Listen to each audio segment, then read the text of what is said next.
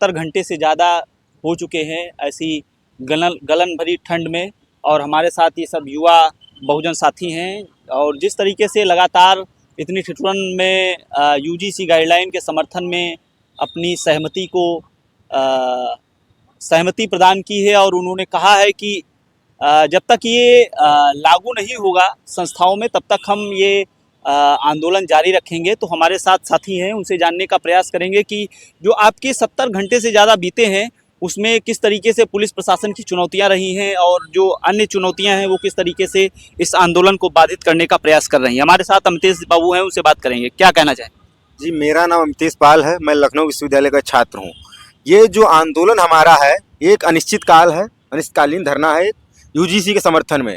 UGC एक guideline आई थी, supreme court ने आदेश दिया था कि रोहित वेमुला और पायल ताड़वी की माँ सालों से उसका दरवाज़ा, न्यायालय का दरवाज़ा खटखटा रही है। तो उन्होंने कहा कि 2012 की जो गाइडलाइन है उससे काम नहीं चला, तो नया एक गाइडलाइन लाई जाए जिसके तहत जो ओबीसी एससी के छात्र हैं विश्वविद्यालयों के साथ भेदभाव ना हो सके।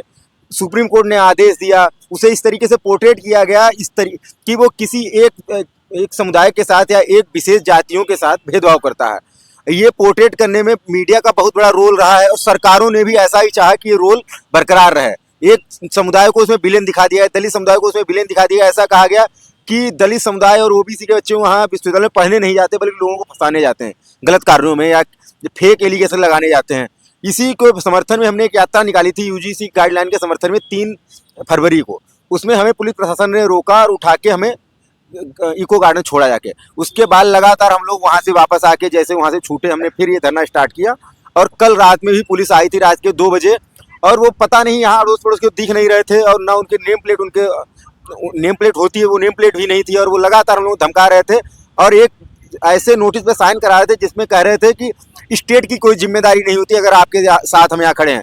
तो ये देश लोकतांत्रिक है, देश की स्टेट की जिम्मेदारी क्यों नहीं होगी? अगर हम यहाँ बैठे, हम कहीं भी हैं, हम टैक्स पे करते हैं इसके लिए, देश में सरकार बनाते वोट देके, तो स्टेट की जिम्मेदारी बनती है। तो हमें अगर ऐसे धमकाते रहेंगे तो हम धमकी लेते रहेंगे, क्योंकि हमारे तो पूर्वजों ने सदियों से ये सहा है। इसी सहने के कारण ही हम आगे बढ़ पाएंगे। ये धरना कब तक जारी रखेंगे आप लोग? ये धरना तब तक जारी रहेगा जब तक सरकार और कोर्ट हमारे पक्ष में निर्णय नहीं ले लेता है।